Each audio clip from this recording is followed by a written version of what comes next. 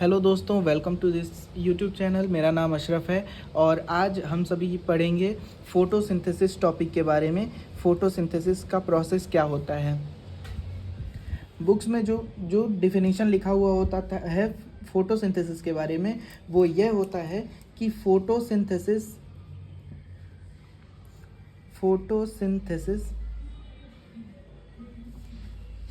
Is the process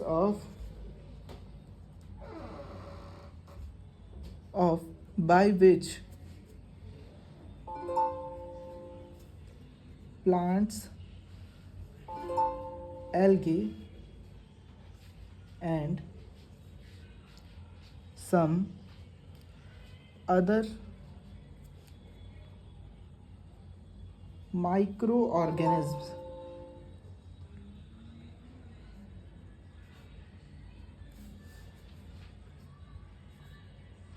use the sunlight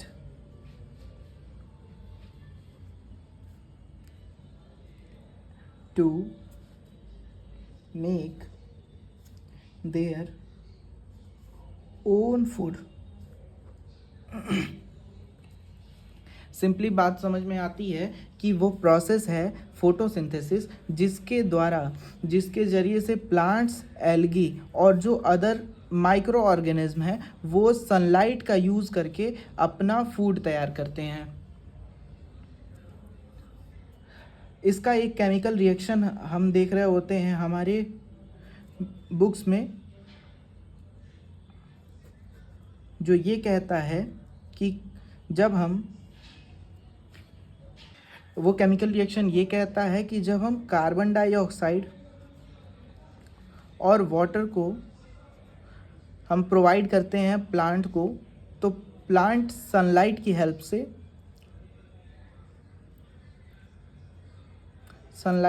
से और chlorophyll की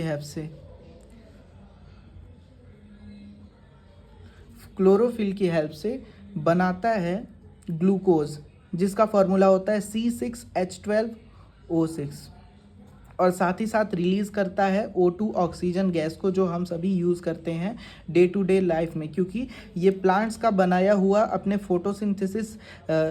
फोटोसिंथेसिस के प्रोसेस का यही ऑक्सीजन है जो हमारे एनवायरनमेंट में आता है और हम उसको रेस्पिरेशन के लिए एज अ ह्यूमंस यूज़ करते हैं।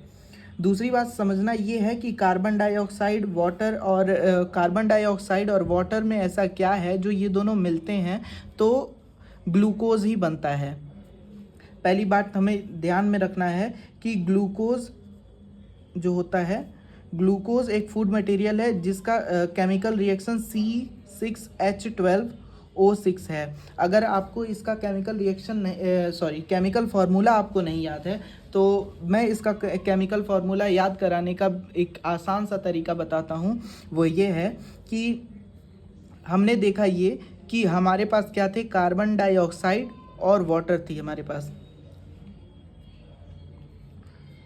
एक कार्बन जब दो ऑक्सीजन्स के साथ रहता है और फिर ये तीनों के तीनों बॉन्ड बना लेते हैं, तीनों के तीनों लाइक एक फ्रेंड्स बन जाते हैं, तो इसको कहते हैं हम लोग कार्बन डाइऑक्साइड।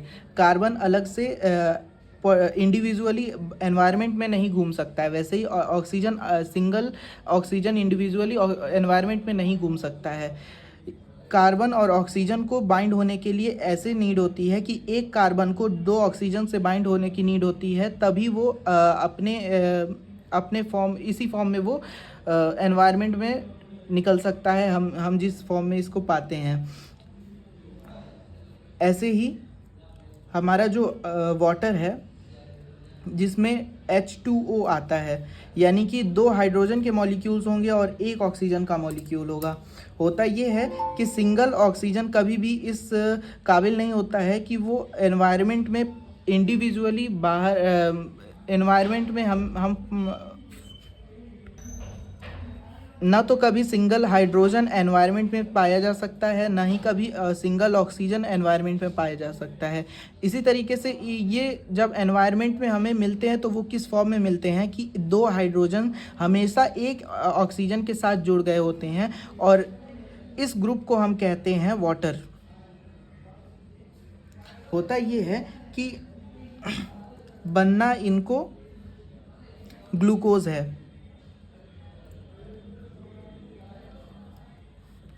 अब होता ये है कि एक कार्बन है, यहाँ पे एक कार्बन है और इसके साथ 2 ऑक्सीजन्स हैं। ऐसे ही यहाँ पे 2 हाइड्रोजन्स हैं, इसके पास 1 ऑक्सीजन है। हमारे केमिकल रिएक्शंस में, जो बुक्स में केमिकल रिएक्शंस होती हैं, वहाँ पे यहाँ पे 6 बना हुआ होता है और यहाँ पे भी 6 बना हुआ होता है। इसका मतलब ये है कि 6 mole of carbon dioxide and 6 mole of hydrogen oxide यानी कि वाटर रिएक्ट्स टुगेदर, यानी कि ऐसे ऐसे 6 ग्रुप्स मिले हुए होते हैं जिनके हेल्प से हम ग्लूकोज, सिंगल ग्लूकोज का एटम बना पा रहे होते हैं, सिंगल ग्लूकोज का मॉलिक्यूल बना पा रहे होते हैं। अब एटम और मॉलिक्यूल में डिफरेंस ये है कि ये सिंगल कार्बन एक एटम है, लेकिन कार्बन, ऑक्सीजन और ये वाला ऑक्सीजन जो जब एक तीसरे के साथ मिल जाते हैं और एक ग्रुप बना करके निकलते हैं तो इसे मॉलिक्यूल कहते हैं और पर्टिकुलरली एक एलिमेंट को हम एटम कहेंगे। तो ऐसे ऐसे हमें कितने कार्बन डाइऑक्साइड चाहिए? 6 चाहिए। अगर हम 6 बार कार्बन डाइऑक्साइड लिख लेते हैं, इस केमिकल रिएक्शन में ये होता है कि हमारे पास 1 2 3 4 5 और 6 मॉलिक्यूल्स ऑफ कार्बन डाइऑक्साइड, एक कार्बन और 2 ऑक्सीजन मिलकर के कार्बन डाइऑक्साइड बने और यहाँ पे हमने 6 मॉलिक्यूल लिए हैं। और इसी तरीके से 6 molecules of water, 1 2 3 4 5 and 6 molecules of hydrogen oxide यानी कि वाटर जब आते हैं हमारे प्लांट के पास,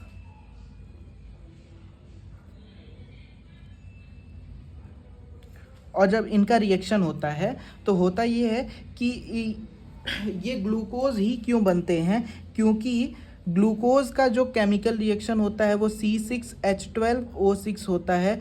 तो हमारे पास C6 कार्बन 6 क्यों हो गए? यहाँ पे तो हमारे पास सिंगल कार्बन है ना, लेकिन होता ये है कि ये 6 कार्बन्स जो हैं एक साथ अलग ग्रुप में आ जाते हैं और उन्हीं ग्रुप में ये जो 12 हाइड्रोजन्स हैं, 1 2 3 4 5 6 7 8 9 10 11 एंड 12, ये जो 12 हाइड्रोजन के मॉलिक्यूल्स हैं ये सेम ग्रुप में ऐड अप हो जाते हैं। उसके साथ ही क्या होता है कि इनमें से 6 जो ऑक्सीजन के एटम्स होते हैं वो भी इन्हीं के साथ आ जाते हैं। हुआ क्या, ये जो कार्बन थे 1 2 3 4 5 6 कार्बन हमारे पास एज अ रिज़ल्ट मिलता है। इसके साथ हाइड्रोजन्स कितने मिले?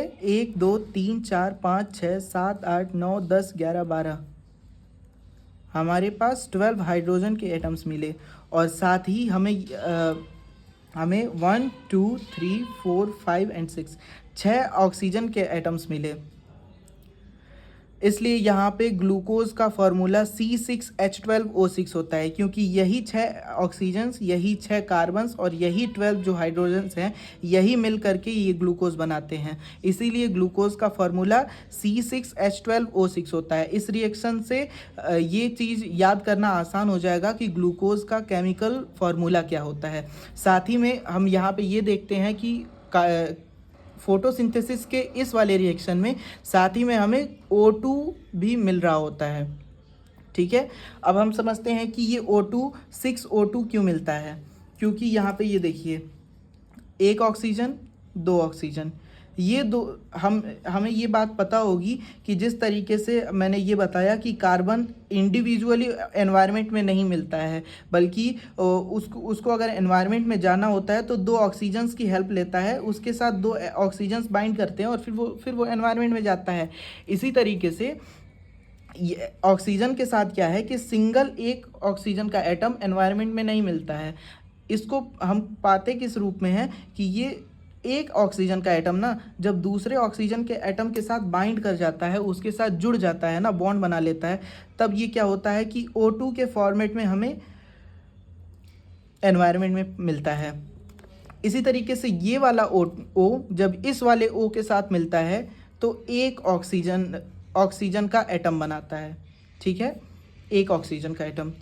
साथ ही में ये दूसरा वाला दूसरा वाला O और इस वाले O के साथ जब मिलता है तो ये दूसरा एटम बनाता है, ठीक है। ये वाला ऑक्सीजन इस वाले ऑक्सीजन के साथ मिलता है तो तीसरा मॉलिक्यूल ऑक्सीजन का बना देगा, ठीक है। ऐसे ही ये सारे टोटल कितने ऑक्सीजन के मॉलिक्यूल्स एक दूसरे के साथ बाइंड होकर के एनवायरनमेंट में आए, 1 2 3 4 5 6।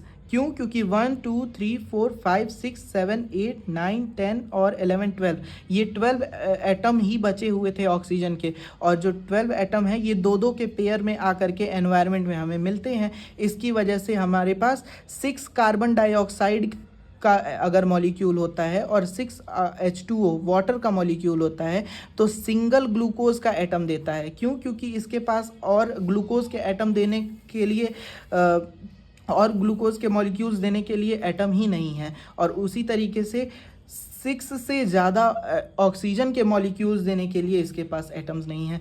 तो ये रहा पूरा कॉन्सेप्ट फोटोसिंथेसिस का।